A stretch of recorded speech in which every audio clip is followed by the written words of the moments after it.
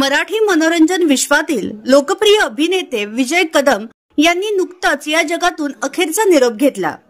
गेल्या अनेक वर्षांपासून ते मराठी रंगभूमी आणि सिनेसृष्टीत कार्यरत होते। त्यांच्या पत्नी देखील एक दिग्गज मराठी अभिनेत्री आहेत। त्यांचं नाव आहे पद्मश्री जोशी। त्यांनीही सिनेसृष्टीत काम करून अनेक सिनेमे गाजवले आहेत। पोरीची धमाल, बापाची कमाल, नणंद भावजय, थोरली जाऊ असे काही त्यांचे लोकप्रिय मराठी चित्रपट आहे। अभिनेते विजय यांच्या आजवरच्या कारकिर्दीमध्ये पद्मश्री यांचा त्यांना खूप मोठा आधार होता।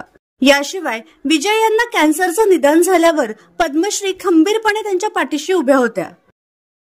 पद्मश्री यांची सख्खी बहीण पल्लवी जोशी या देखील एक लोकप्रिय अभिनेत्री आहेत। तर अभिनेते विजय कदम यांच्या आत्म्यास शांती लाभो हीच ईश्वर चरणी प्रार्थना।